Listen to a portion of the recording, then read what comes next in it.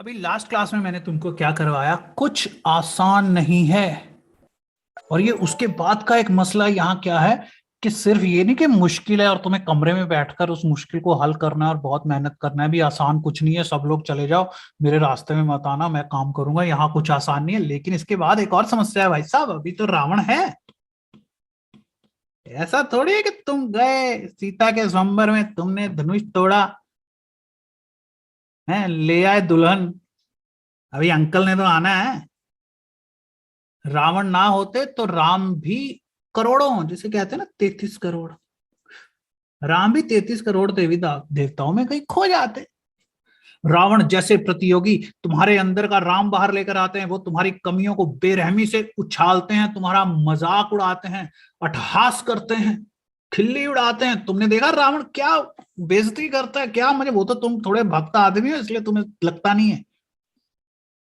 बड़ी बेरहमी से तुम्हारे प्रतियोगी जानते हैं कि तुम किन चीजों पर प्रतिक्रिया करोगे, कहां पांव रखना है तुम्हारी दुखती हुई नस, किन चीजों पर तुम दिल हार बैठते हो, क्या सुनकर तुम्हें असली तकलीफ होगी, क्या जानकर तुम्हारा कॉन्फिडेंस खत्म हो जाएगा। मैं तुम्हें एक बड़ी अच्छी चीज बताता हूं। मैं चाहता हूं कि गांव के लोग सामने आए, मैं चाहता हूं कि गांव के लोग बहुत तरक्की करें, बड़े होशियार बने, धोखा ना खाएं। मैं गांव वालों की बुराई नहीं करता, ठीक है? मैं गांव वालों को कोई ऐसे उलाहना नहीं देता। मैं कोई तुम लोगों की साली नहीं हूं, मैं तुम्हारा टीचर हूं। मैं तुम्हें डांटता हूं, मैं तुम्हें समझाता हूं कि बेवकूफ मत बनो। नहीं है गांव अच्छी जगह, इस देश में गांव होने ही नहीं चाहिए। इस देश से गांव 1900 चलो 60 में खत्म हो जाते भाई, 10 साल बाद तो खत्म करो। तुम्हारे गांव ही नहीं खत्म हो रहे, ऊपर से गाना आ रहा है गांव का शेर, गांव की सुहानी सुहानी हरियाली। कौन सी हरियाली बे, पागल बना रहे हो? एक जमाना था जब लोगों को पता था कि हमें शहर जाना है। शहर वाले मजाक उड़ाते हैं भाई। मैं भी गांव से हूं, मैंने बहुत कुछ सहा है। मैं नहीं चाहता कि तुम भी सहो, मैं नहीं चाहता कि तुम भी बेवकूफ बनो। और बार बार मैं एक चीज कहता हूं, तुम लोग 20 साल की उम्र में शहर आते हो। एक आदमी जो शहर का है वो 20 साल से शहर में ही है, वो तुमसे 20 साल आगे है। हर रोज गांव से जो बसें आती हैं उसमें 50-50 हजार लोग हर रोज शहर आते हैं, नए लोग। और शहर की रोजी रोटी, इस पॉइंट को बड़ा अच्छी अच्छी तरह समझना। शहर की रोजी रोटी गांव के सिर पर ही चलती है, तुम पालने वाले हो, क्योंकि तुम्हें सीखना है और शहर सिखाता है। सिगरेट के खोखे वाला अंकल, पीजी वाला अंकल, ठीक है, ढाबे वाला अंकल, ये लोग चाहते हैं कि गांव के जो बच्चे आए वो पढ़ें और चले जाएं। मेरी एक बात को अच्छी तरह समझो, कोई गांव का आदमी कभी भी शहर के इंसान की बराबरी नहीं कर सकता है। कोई गांव का इंसान शहर के इंसान की बराबरी नहीं कर सकता, दैट्स अ फैक्ट। क्या वो उससे आगे निकल सकता है? बिल्कुल बराबरी नहीं कर सकता, आगे निकल सकता है। और ये ज्यादा आसान है। अगर तुम वहां जाके सिगरेट पीने पर ध्यान ना दो, लड़कियों पर ध्यान ना दो, भाई शहर की लड़की पता है क्या चीज होती है। ये दुनिया का इतिहास है कि गांव के लोग ही हमेशा शहर आते हैं और दुनिया पर कब्जा करते हैं। जितने भी अमीर लोग हैं वो सब गांव से आए हैं, लेकिन वो अगर इनका मुकाबला या बराबरी करनी शुरू कर दें तो गए, उन्हें उनसे टाप टाप कर आगे जाना है। यही तुम्हें सिगरेट वाला भैया समझा रहा है, यही तुम्हें पीजी वाली आंटी समझा रही है, यही तुम्हें ढाबे वाला अंकल समझा रहा है कि पढ़ने आए हो बेटा, पढ़ाई पर ध्यान दे लो। तुमने मेरी कितनी कहानियां सुनी है, मैं भी गांव से शहर गया था, तुमने मेरी कितनी कहानियां सुनी है। मैं लड़की पटा रहा हूँ कॉलेज में, तुमने कितनी बार मेरे मुंह से सुना है मेरे दोस्त थे। दोस्त कौन बनाता है? दोस्त मैंने जिंदगी में कभी कोई दोस्त नहीं बनाया। हाँ, मैं गर्लफ्रेंड बनाता हूँ और बिजनेस पार्टनर बनाता हूँ।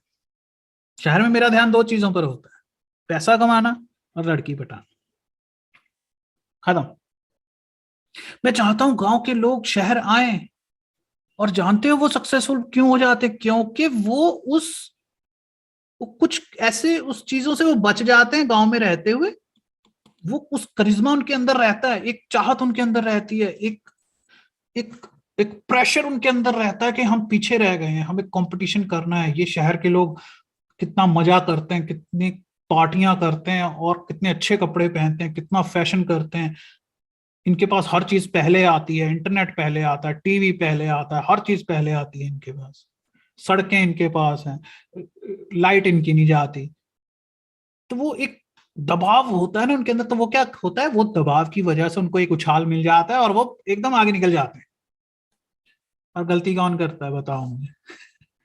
वो जो आकर इनसे दोस्ती करने की कोशिश करते हैं। तुमको दोस्ती नहीं करनी है इनसे, पढ़ते रहो पढ़ते रहो पढ़ते रहो पढ़ते रहो, इनके साथ रहना है तुमको। गांव से जब लोग शहर आते हैं तो वो यहाँ पर एक कंपटीशन देखते हैं जिसका वो मजाक उड़ाते हैं।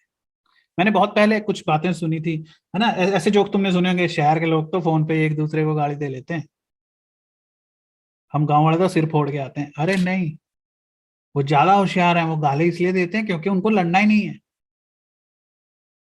लेकिन वो अपनी फ्रस्ट्रेशन निकाल लेते हैं। शहर के लोग इतने चालाक होते हैं कि वो तुम्हें तड़ी सिखाते हैं। वो तुम्हें कहते हैं अरे भाई तू तो जाट है, तू तो बहुत खतरनाक है, तू तो डेंजरस है। तो क्या होता है, जहां पे कंपटीशन हो रहा होता है ना, मान लो है ना, एक कंपटीशन चल रहा है यहाँ पे, एक रियलिटी शो चल रहा है और ये जजेस बैठे हुए हैं 3। अगर तुम में से कोई रिलेट कर पाया तो बड़ा मजा आ जाएगा, क्योंकि जरूरी नहीं कि मैं तुम्हें सभी को समझा पाऊं। ठीक है, ये एक रियलिटी शो चल रहा है। ठीक है, ये जो लोग आए हुए हैं, कंपटीशन हो रहा है, और यहां पर अगर ये 3 लोग शहर के हैं तो भाई साहब मेरा यकीन करो, इन्होंने बाकी 17 लोगों को ऐसी गुट्टी पिला देनी है कि ये 17 लोग जजेस के सामने जाएंगे और कोई गलती करेंगे, बकवास करेंगे। क्योंकि तुम्हें मनोविज्ञान नहीं पता है, सिटी में मनोविज्ञान हवा में तैरता फिरता है। देखो मेरी बात पर गौर करो, मैं बार बार तुम्हें समझा रहा हूं कि मैं तुम्हें कोई ये नहीं सिखा रहा कि झूठ बोलो, धोखा दो, सबको पागल बनाओ, क्योंकि सिटी में ऐसा। मैं तुम्हें बता रहा हूं अपने काम पर ध्यान दो। बहुत से ऐसे लोग हैं जिन्हें मैंने अच्छी सलाह नहीं दी, चुप रहा। मेरी मेरी इन बातों को बड़े गौर से सुनना। वो मेरी बेइज्जती कर रहे हैं, मेरा मजाक उड़ा रहे हैं, मेरा कुछ भी, मैं उनको आगे से बोलता ही नहीं, मैं चुप रहता हूँ, चुप रहता हूँ। सालों साल मैं चुप रहा, 10 साल, 15 साल, 20 साल चुप। क्योंकि डांटने से, आगे से बेइज्जती करने से कई बार सामने वाले को आइडिया मिल जाता है कि ये नहीं करना, लेकिन जब तुम चुप रहते हो तो वो उसकी आदत में शुमार हो जाता है फालतू बकवास करना। इंसान सीखी हुई चीज भूल जाता है, लेकिन आदत उससे वो काम करवा देती है। मान लो एक बाप ने अपने बेटे से बदला लेना है क्योंकि बेटा बहुत बदतमीज है, तो बाप क्या करता है, वो चुप हो जाता है, वो उसको कुछ कहता ही नहीं।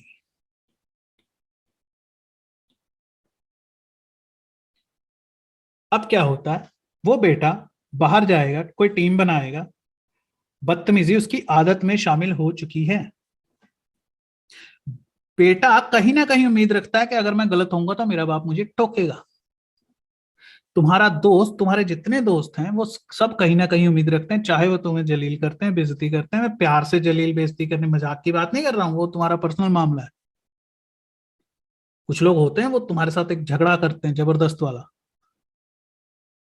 तुम्हें आगे से क्या करना है, गूंगे बन के रहना है भाई साहब। नंबर 1 फॉर्मूला है, गूंगे बन जाओ, तुम्हें बोलना ही कुछ नहीं है, परवाह ही क्या है। एक पागल थोड़ी ना कि तुम उसका जवाब दे दोगे और चुप करवा दोगे। और उनका फॉर्मूला ये है, बकवास करते रहो करते रहो करते रहो, दिमाग खराब करते रहो सामने वाले का, और वो फिर बोलेगा। जब तुम बोलोगे तो वो तुम्हारी आदत में बकवास करना शामिल हो जाएगा। बहुत सारी बातें ऐसी हैं जो तुमने अपने ग्रुप ए में भी बोली है, ठीक है, अपने ग्रुप ए में भी बोली है, फिर वो ग्रुप बी में भी बोली है, क्योंकि ए और बी में कोई बंदा सिमिलर नहीं है, फिर वही ग्रुप सी में भी बोली है, और बाद में जब तुम घर में छुट्टी मनाने आया तो अपने घर में भी आके तुमने वही लाइनें बोली हैं। क्योंकि बोलना, तुमने एक बार जो बोल दिया वो तुम्हारी आदत में शामिल हो जाएगा। ये बात सिटी के लोग जानते हैं। हालांकि घर से वो यहाँ आकर जो लोग बकवास करते हैं, घर से नहीं सोच के आए थे कि मैं बोलूंगा। लेकिन भैया वहां जो भीड़ है वहां पर उनको फुटाना पड़ता है। और गांव के लोग इतने इनोसेंट होते हैं, है ना। तुम्हें एक चीज बता दो, अगर तुम किसी गांव वाले को बोलेगे ना तू इनोसेंट है, तो वो कहेगा तू मेरे को चूतिया बोल रहा है। क्योंकि इनोसेंट का मतलब वो सोचते हैं बुद्धू, बेवकूफ। वो कहेगा मैं कोई नहीं इनोसेंट हूँ, मैं बहुत बड़ा हरामी हूँ, मैं बहुत शैतान हूँ, मैं तो खतरनाक आदमी हूँ, मैं तो मार देता हूँ, तो मुझे इनोसेंट कह रहा है। लेकिन वो इनोसेंट है, सीरियसली वो इनोसेंट ही है। क्योंकि आगे बढ़ना, दुनिया जीतना, जहां फायदा हो वहां झुकना, एक कंपनी को जो करोड़ों अरबों रुपए लगा सकती है, उसके जजेस का दिल जीतना। भाई एक बार इनके हाथ लग गए तो तुम इंटरनेशनल स्टार बना देंगे। यहाँ लोग तुमसे लड़ेंगे नहीं, यहाँ लोग तुम्हें ऐसे शेर की तरह गली में आके नहीं कहेंगे कि आजा कर ले मुकाबला। वो पीछे से पत्ता काटते हैं, वो पीछे से पीछे ऊपर ऊपर शिकायत लगा के पीछे से नौकरी हटवा देते हैं। उनके लड़ने का तरीका बड़ा कोल्ड होता है, कोल्ड वार, बड़ा जनानियों वाला होता है जिसे तुम कहते हो। बड़े औरतों की तरह वो लड़ते हैं, और वो सही है। क्योंकि वो अपना दिमाग नहीं खराब करते, वो अपनी इमेज नहीं खराब करते, वो घटिया तरीके से लड़ते हैं, गंदे तरीके से लड़ते हैं। वो आपके मुंह पे आके कहेंगे भाई मैं तेरे पैर पकड़ लेता हूं, मैंने कुछ नहीं किया, किया उन्होंने ही है। और तुम कहते हो साले मर्द की तरह लड़, सामने बोल, तो वो नहीं बोलेंगे। क्योंकि यहाँ इनाम में बहुत ही ज्यादा बड़ी रकम है, बहुत ही ज्यादा बड़ी। और तुम्हारे पास तो गांव है, तुम हार गए तो लौट के गांव चले जाओगे ना, ये कहाँ जाएंगे। लाखों बच्चे आते हैं मेरे पास गांव के, जो शहर से पढ़ने आते हैं, लेकिन वो यहाँ के कंपटीशन में हार कर वापस चले जाते हैं। ऊपर से मजेदार बात यह है कि उन्हें पता ही नहीं होता कि कैसे शहर ने उन्हें पागल बनाया, निचोड़ा और वापस भेज दिया। ये बात तो तुम्हें पता है ना कि जितने कंपनीज हैं, देखो, भारत देश में 70% लोग गांव में रहते हैं। क्लियर है? 70% कस्टमर गांव का है। तुमने एक चीज देखी, कार कौन खरीदता है भाई बताओ? गांव वाले लोग। बड़ी बड़ी कारें। सिटी के लोग क्यों खरीदेंगे बड़ी कार? इतनी छोटी छोटी तो गलियां होती हैं वहां पर। बंदूकें कौन खरीदता है बताना जरा? गांव के लोग। महंगे ब्रांडेड कपड़े कौन खरीदता है भाई? गांव के लोग। इंफेरिटी कॉम्प्लेक्स किसके अंदर है? गांव के लोगों के अंदर।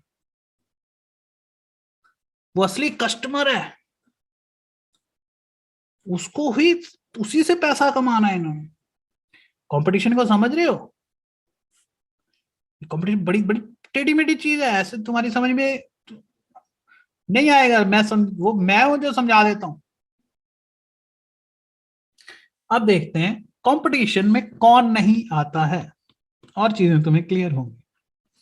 जब मैं कहता हूं जिंदगी में आगे बढ़ना है तो तुम्हें कंपटेटिव सोचना पड़ेगा, प्रतियोगिता वाला दिमाग रखना पड़ेगा, प्रतियोगिता वाली सोच रखनी होगी। मैं मानता हूं कि ये बड़े घिनौनी चीज है। ऑफ कोर्स हर कहीं हमें पता है कि कंपटीशन इज एन अगली thing, but it's fucking effective.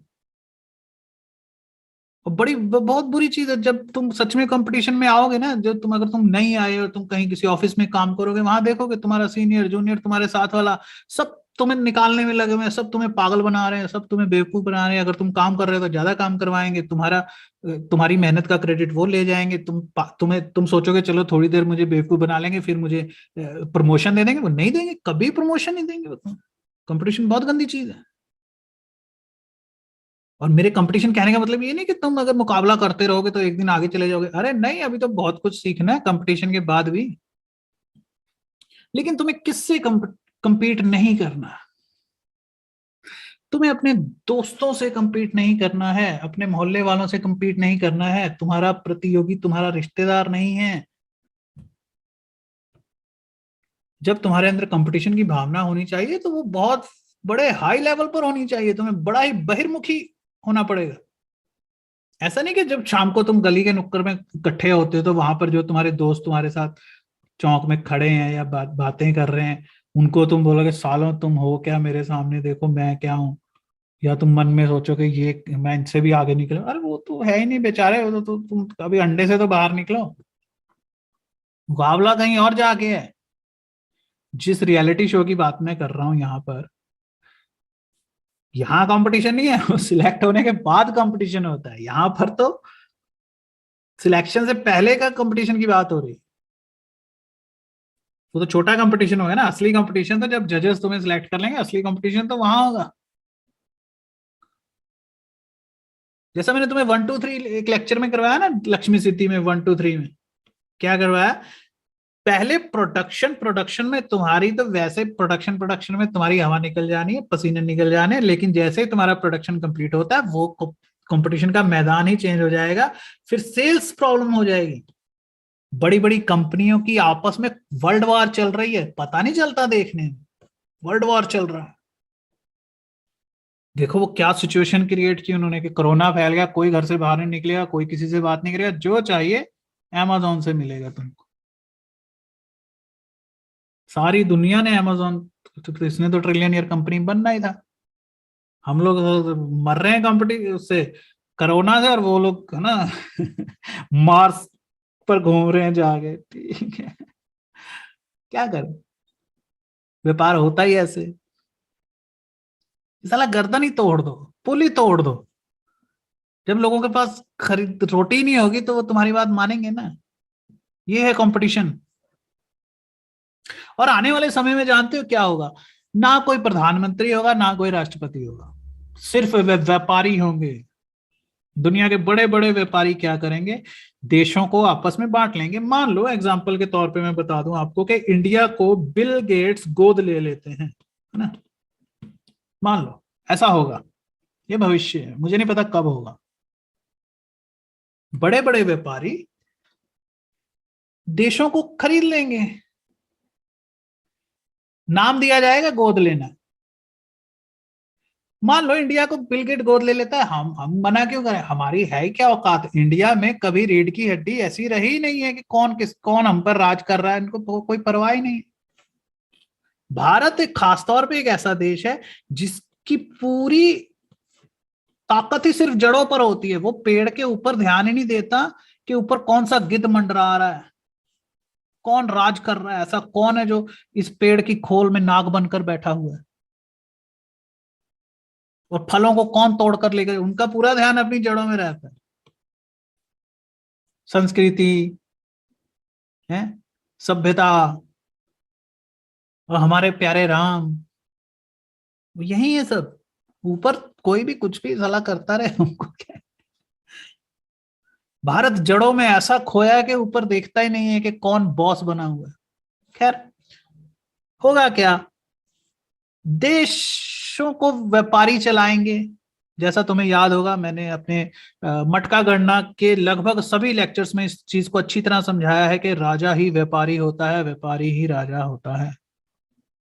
किसी देश को कोई ले लेगा, किसी देश को कोई ले लेगा, और फिर उन व्यापारियों में आपस में कंपटीशन होगा। कंपटीशन ही दुनिया की असली सूरत है।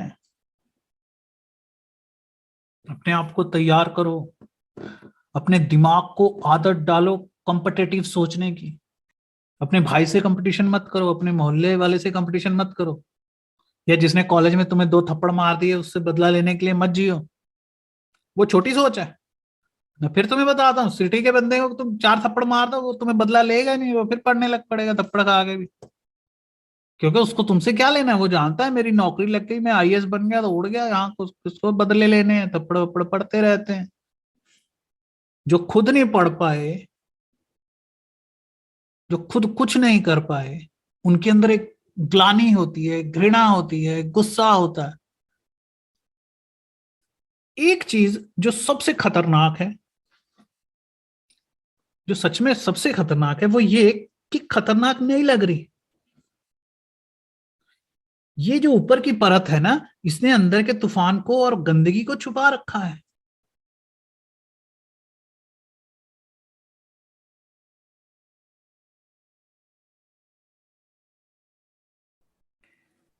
अभी लास्ट क्लास में मैंने तुमको क्या करवाया, कुछ आसान नहीं है। और ये उसके बाद का एक मसला यहाँ क्या है कि सिर्फ ये नहीं कि मुश्किल है और तुम्हें कमरे में बैठकर उस मुश्किल को हल करना है और बहुत मेहनत करना है, भी आसान कुछ नहीं है, सब लोग चले जाओ, मेरे रास्ते में मत आना।